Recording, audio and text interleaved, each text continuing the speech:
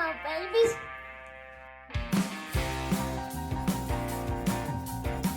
Hey, and welcome back, ladies and gentlemen, to the Simple Minds Sports Show. We are officially in the dog days of summer. It's the All-Star break for baseball season. Bobby, baseball is a game played with sticks and balls, similar to like. So doesn't your mother play with games with sticks and balls? I got there first. You did. And I would like to start the show by saying we haven't been together, all three of us, in 2 weeks. And I'd like to put a quota on one of those jokes for each of you for the rest of the evening. I'd also like from mine. So wait, did you use yours already then? me. Yeah. I call you used yours already. Ooh, you already called it. Halfway through, you cut me off. I'll tell you who used theirs already. The Red Sox. They're tricking all of you again. How can you fools be bamboozled by this team? It's already happened this year. And you're going back to the well again. But somehow it's different, and it might be different. We're here to tell you why. But as we always do, and this is my sports show, we're going to start with some opening takes. I will start. I've got a lot to say. I've been gone for two weeks.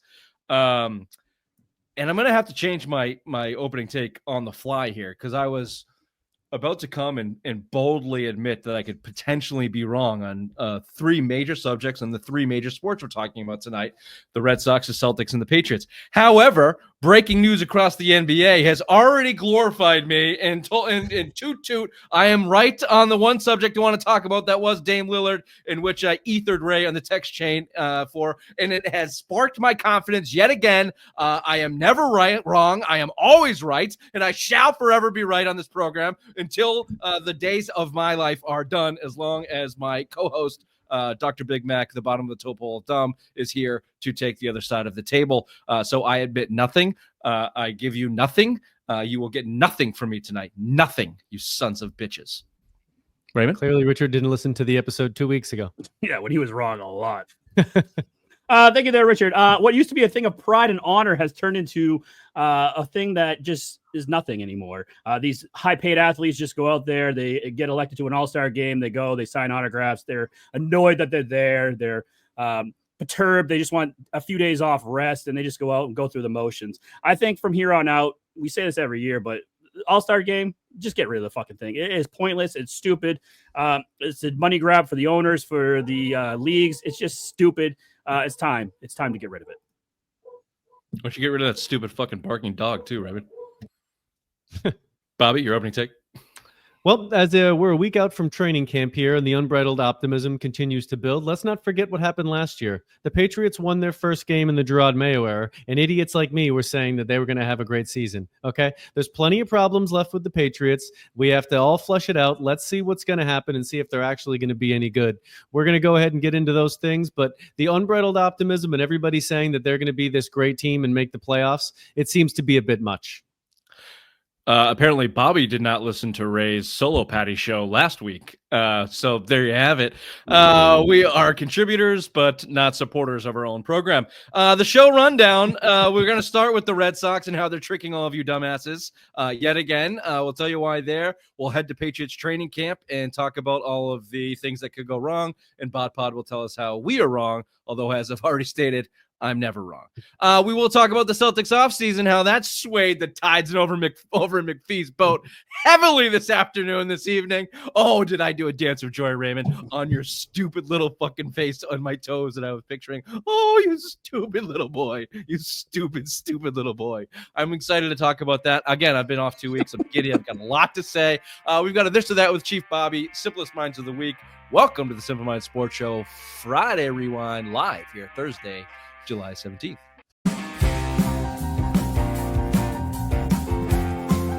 Apparently, the Celtics are dumb front-running pussies. This is the same team they have been for 4 years running.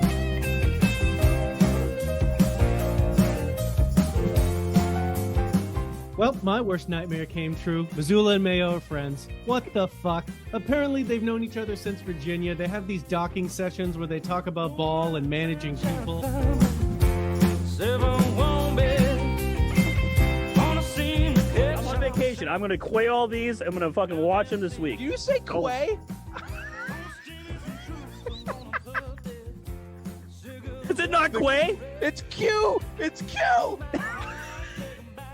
It's Q-U-E. You idiot.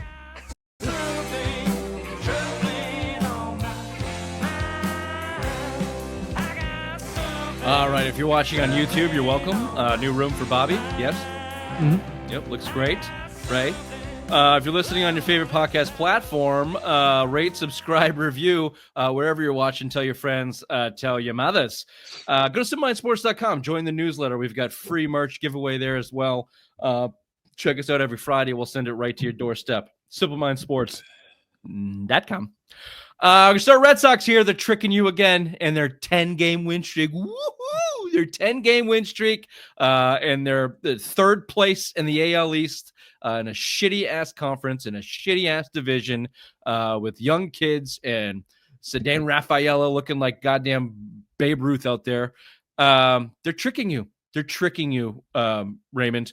And again, I'm going to keep coming back to this. I was going to start this segment about how wrong I was earlier to boycott the Red Sox, cancel my MLB TV subscription, tell you that they were dead in the water, and I was going to open the door with perhaps I was wrong about this team. Since the Rafael Devers trade, they had a couple bumps in the road, but obviously this 10-game win streak is, fairly significant, although 6 of those wins came against teams that Bobby could make. So I don't know, how great that is. I'm just coming from a place of I'm not wrong. I'm not wrong. This team is tricking you again, and until I am proven wrong, I'm not coming off of this take. Show me more, because every season we see this team surge and then fall apart. Pretty much every goddamn season. So your 10 straight wins and 2 games out of the division, that's cute. That's cute and all, but I've got a couple problems that I'd like to address. Can I ask you a question real quick before you go there? Well, if you didn't interrupt me, I was going to throw it over to you to respond on my opening take there for the Red Sox, if you'd like to. With them being big-time buyers this trade deadline and going to get another pitcher, Joe Ryan's the one that name's been popping up all over the place from Minnesota. Would that be something that you'd be like, all right, now I'm back in. I'm invested because now they're buying. They're not just going after these prospects and selling off pieces to build for the future. Would that make your hairs on your hair stand up a little bit? The hairs on my hair do stand up. Hair on your head? Now that it has been a couple weeks since we've done the program, but you do have the email, right? That did get to you. And you see at the bottom of this segment, we do talk about something similar to what you were saying, and we'll give them a couple seconds to sound it out. Yep, there it is. Perfect. Okay, so I'll get to that. I will answer that question, Raymond. Spoiler alert, yes.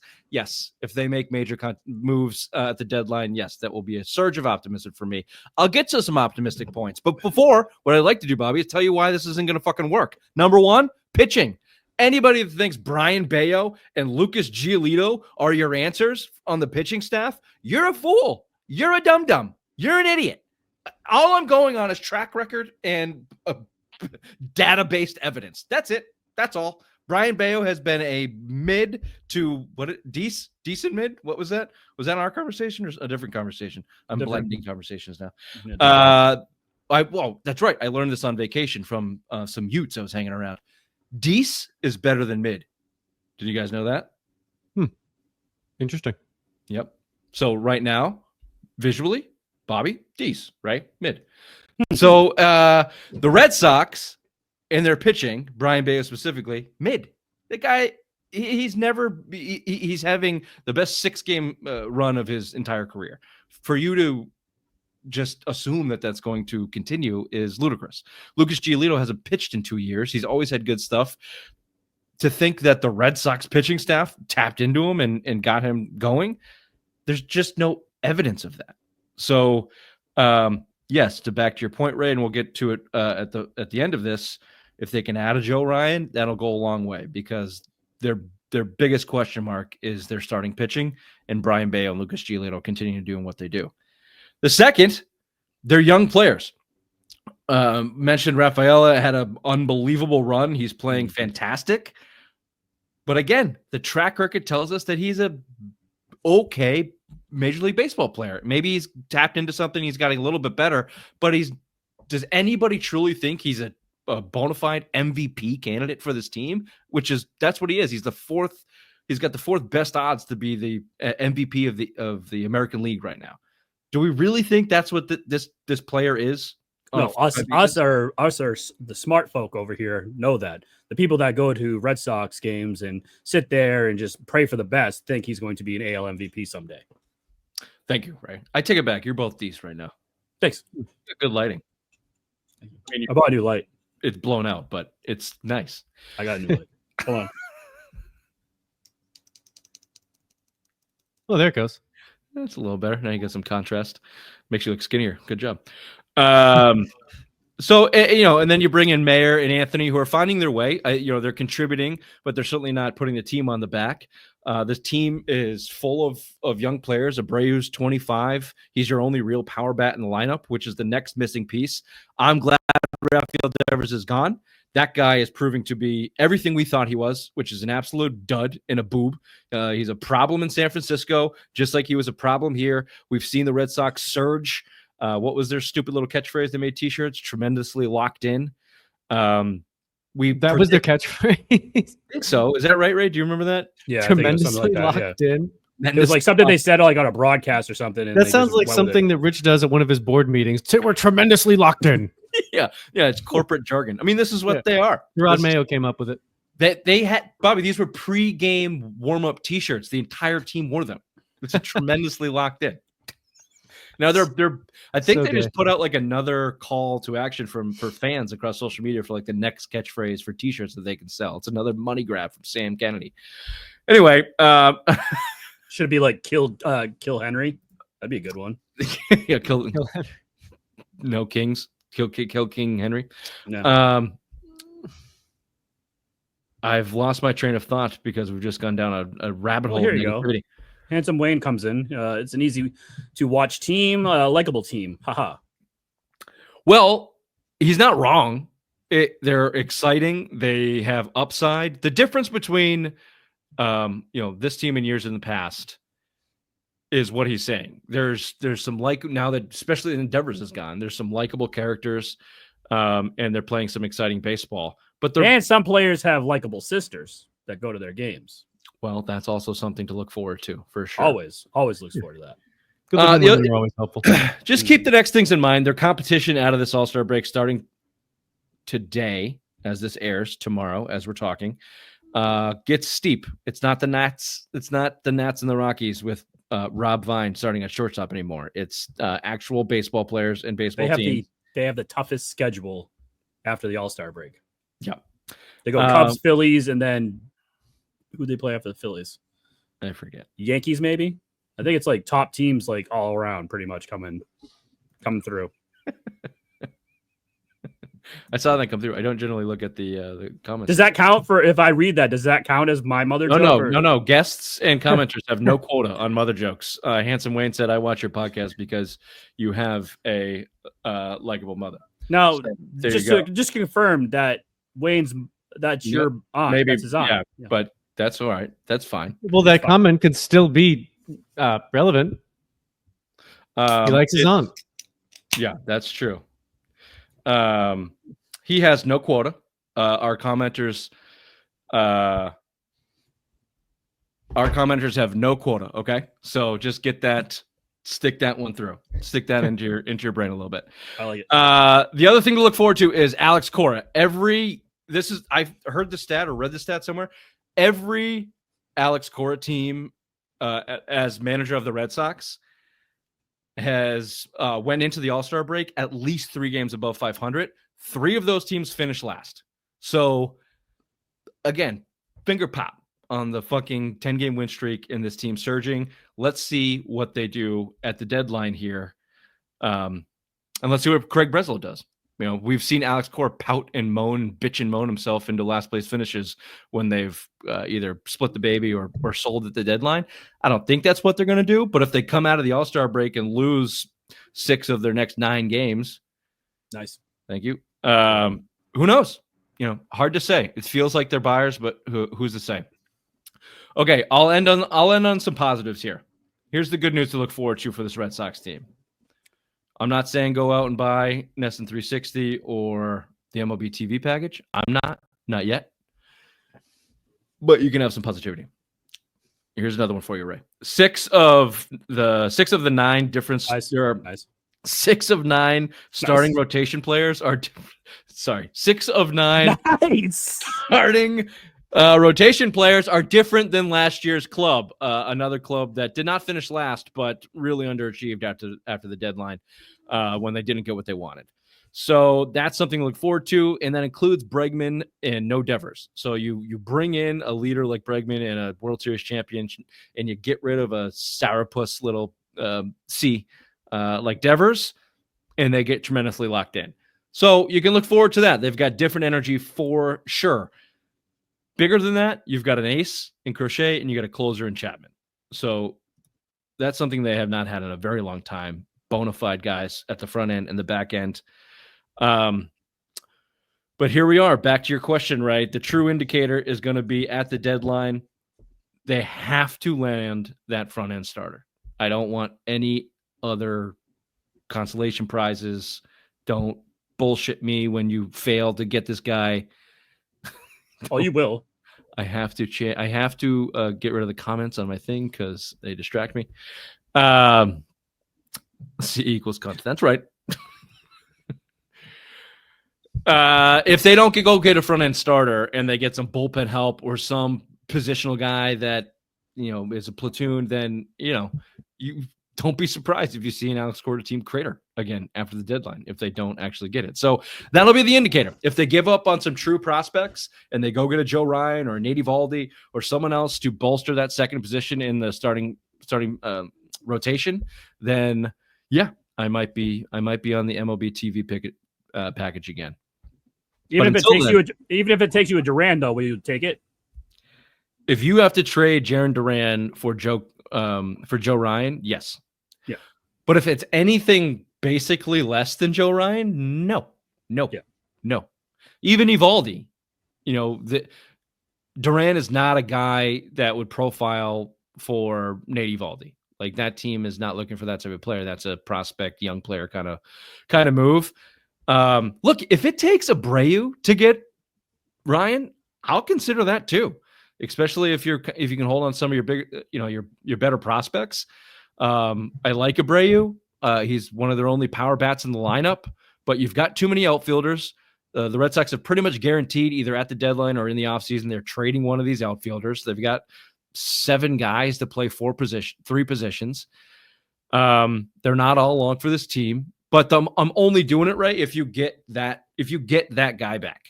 The only problem though is he's only signed for this year, so if you get him, you have to make sure he's going to sign long term here. Joe Ryan? Yeah. No. He has 2 more years of arbitration. Oh, that's what I mean though. But you want to make sure that he's here till 2028. You want to be able to say, hey, just like what they did with Crochet, if you can get him to sign a team friendly deal, like Crochet's deal was, we all laughed at that, and now I don't Red know. Sox favor. You want to make sure that you can get this guy. And he's not going to want to end up on the Yankees or something like that, or go to the Dodgers. Maybe. I think you get Joe Ryan with 2 years of team control after this year. Nate Eovaldi has a 2-year contract after this year as well. So in baseball terms, that's a guy with term. And Joe Ryan's 29, so that put him at his 31-year-old season.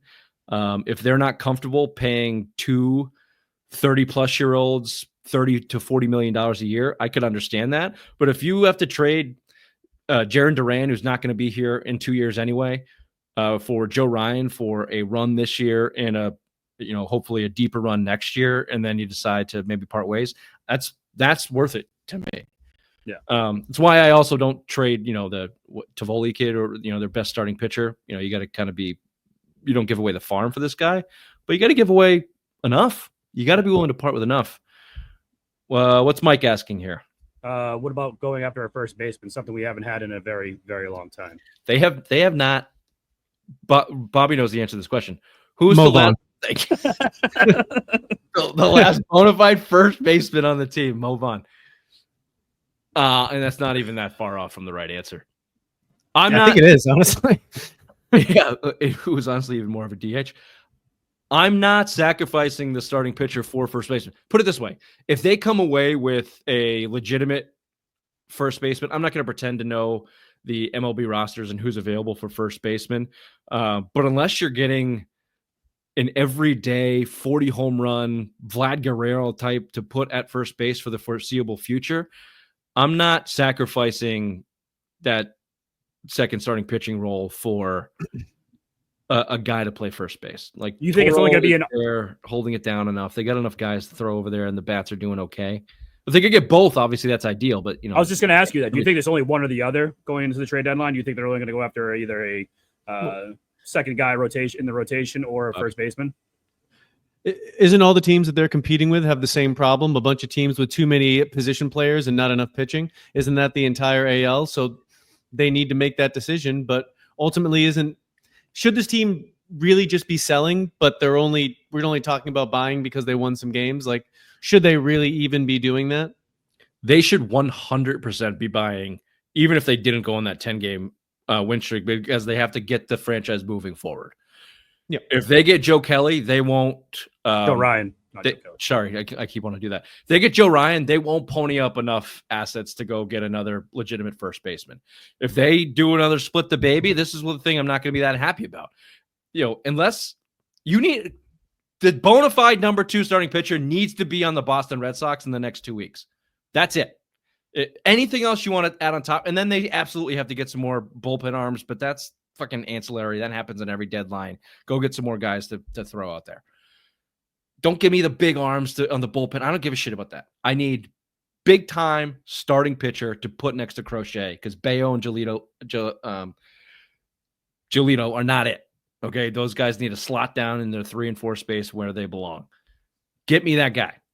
If he's not available, if it's going to cost too much, to get Ryan, or more likely if the Twins don't make him available and some big ass first baseman does, then okay, but if they come out of this deadline, they don't have that starting pitcher to put next to their Crochet, it's going to be disappointing. Put it that way. Yeah. So there you go. I'll just leave it on this. Don't keep your guards up, Red Sox fans. Keep the guards up. They're not back yet. They're just not back yet. Okay. And I was right about that. Headlines with the obvious one.